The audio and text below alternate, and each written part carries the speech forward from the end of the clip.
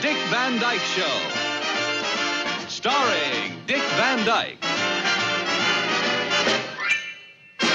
Rosemary, Maury Amsterdam, Larry Matthews, and Mary Tyler Moore. Hello, Dick Van Dyke Show friends. Welcome to my YouTube channel. My name is KJ Ricardo. Today's episode is a look at my list of the top 10 Robert Petrie moments from Season 3 of the Dick Van Dyke Show.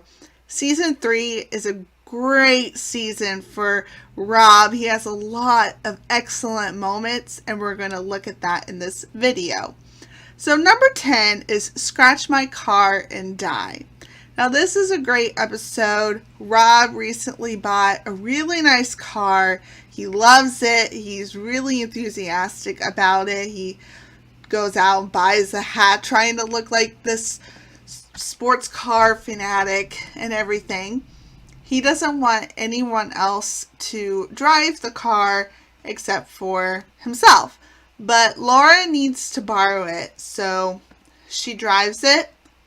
And she gets a scratch on it.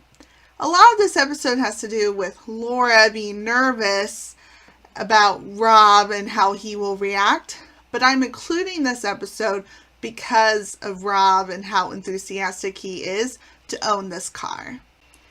Number 9 is My Husband is the Best One. Now this one is another great episode. Rob is being interviewed for a magazine article. It's about the Alan Brady show, but since Rob is the head writer, he's being interviewed. The interview is going great so far, but then Laura shows up and she starts bragging about Rob and how he is the best writer on the Alan Brady show. And so he knows from the very beginning this is going to end really badly. The article comes out and Rob gets all the credit for the show's success. The article doesn't even mention Buddy and Sally, which is crazy. Alan Brady is of course upset at this article, and even more so, Buddy and Sally are upset. Rightfully so, they should be upset about this. Rob, being the really good friend that he is, he writes a letter to the editor saying how it really is a group effort to write for the Alan Brady show. Buddy and Sally find this letter, and what I like about this episode is just how loyal Rob is to his friends, to Buddy and Sally, and how he doesn't really view himself as a superior to them, which I really love. Number 8 is the third one from the left. This is another very hilarious episode.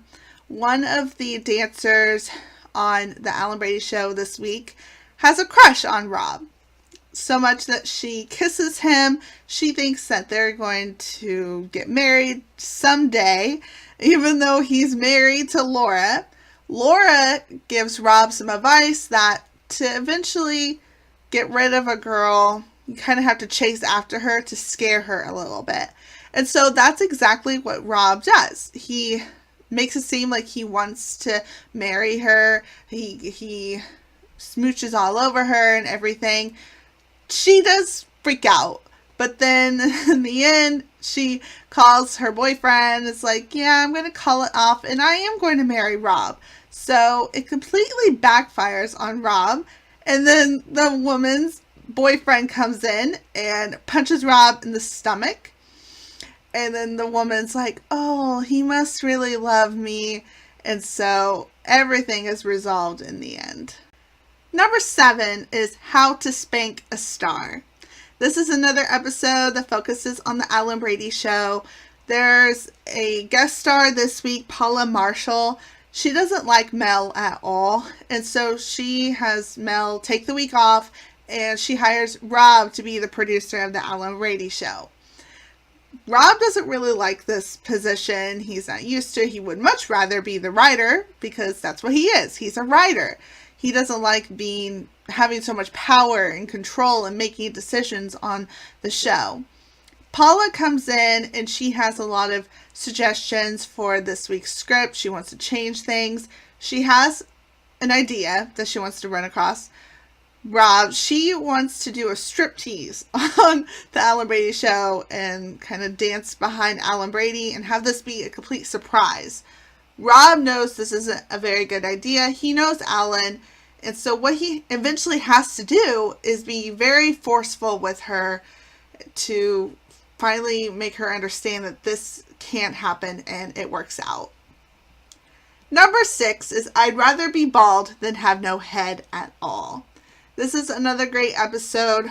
Rob believes that he's going bald. So it's another one of those episodes where a man is so focused on him losing his hair. He goes to see one of Buddy's friends, and his friend gives him this solution, which is really just salad dressing. Rob puts it on his head, and he wraps a towel, and he goes to sleep.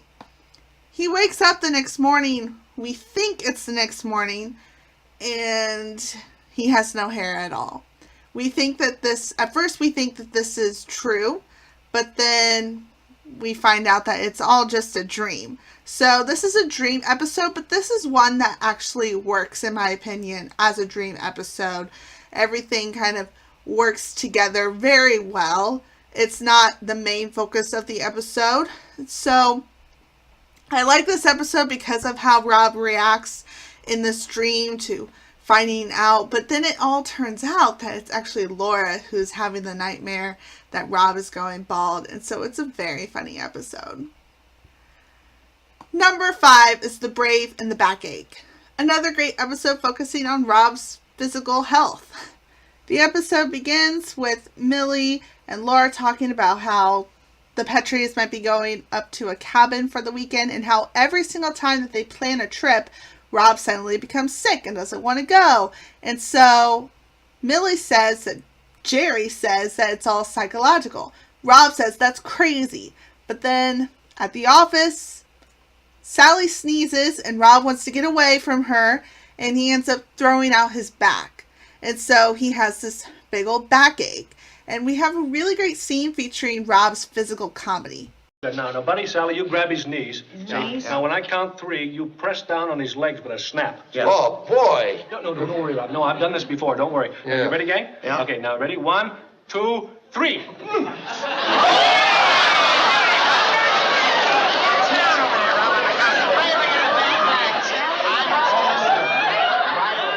a minute, wait. Rob, what's the matter?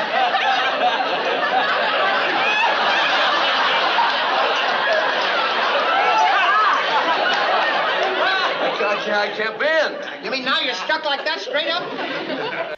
Rob tries to hide his backache from Laura. She doesn't want to know that he's not feeling very well, so then she's kind of right. And so they find out eventually, and he has to go to a psychologist. So he goes to the psychologist. They figure everything out that in a way it kind of is psychological. So in the end, it all works out. Number 4 is Who and Where Was Antonio Stradivarius.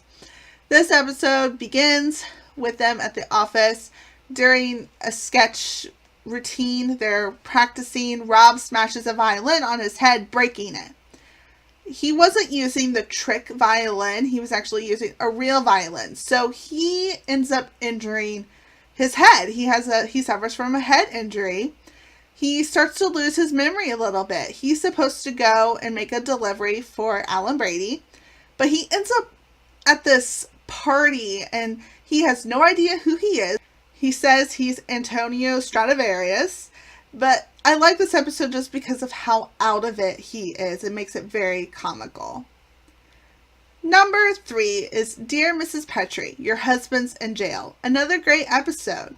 So in this episode, Rob finds himself in jail. And we're like, how is this possible? So the whole episode is him telling the story. He was home alone. Laura was away. And he's bored. And so he's calling up all these friends to see if he can go do something with them. He eventually makes contact with one of his former friends in the military who's a performer. So he goes to his nightclub. He eventually finds his friend, and backstage, they're all gambling, playing cards, playing poker. They're just all gambling, which is illegal. And so eventually the police come in, and since Rob is there and seems involved, he winds up in jail. He actually kicks over a cannon, which sends off the cannon, which is even more troublesome. So I like this episode just because of how Rob gets himself into a sticky situation like always. Number 2 is the sound of the trumpets of conscious falls deftly on a brain that holds its ears. That's the full title. I kid you not. In this episode, Rob is a witness, or he seems to be a witness to a robbery.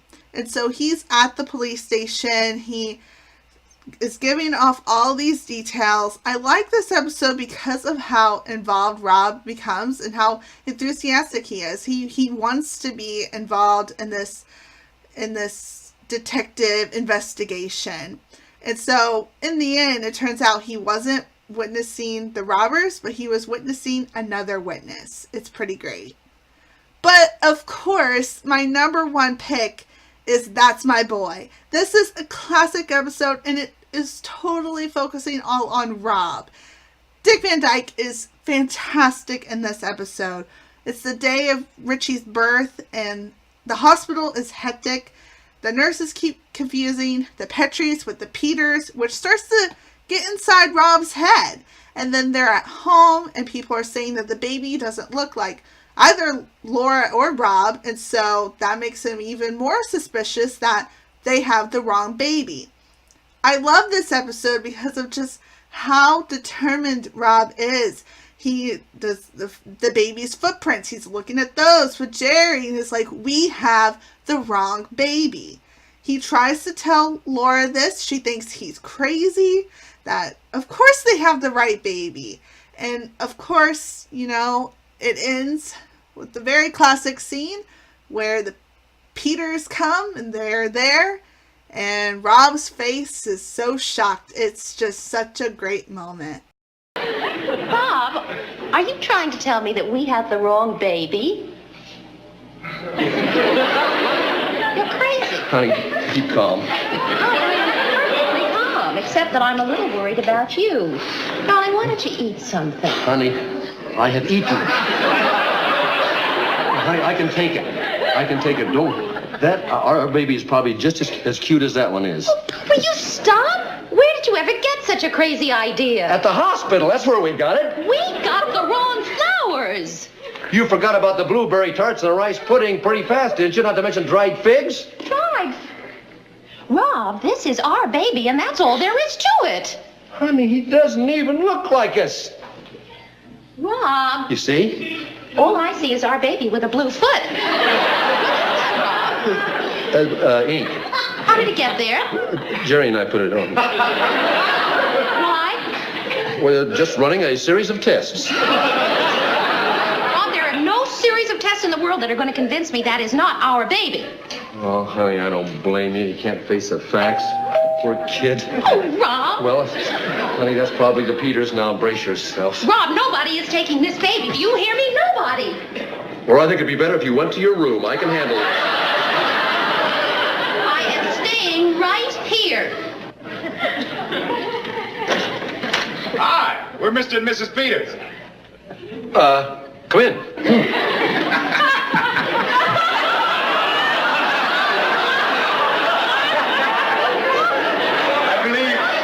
I believe we have your Aunt Bertha's figs and you have Dick and Betty's flowers. Mrs. Peters, won't you come in? And that's it. That's all I have for you. I love Rob. And this season especially, he found himself into a lot of situations he didn't mean to find himself into. But also, I just love how Rob is so comical, determined, especially with That's My Boy episode. He knows for a fact that the baby is not his. And I just love everything about his character, how he's a good husband, he's a writer, and he's good friends with Buddy and Sally and everything. And just a lot of stuff happens to him. Let me know what your favorite episode is, and I'll be happy to read that. Thanks for watching, and I'll see you guys next time. And remember to always laugh often.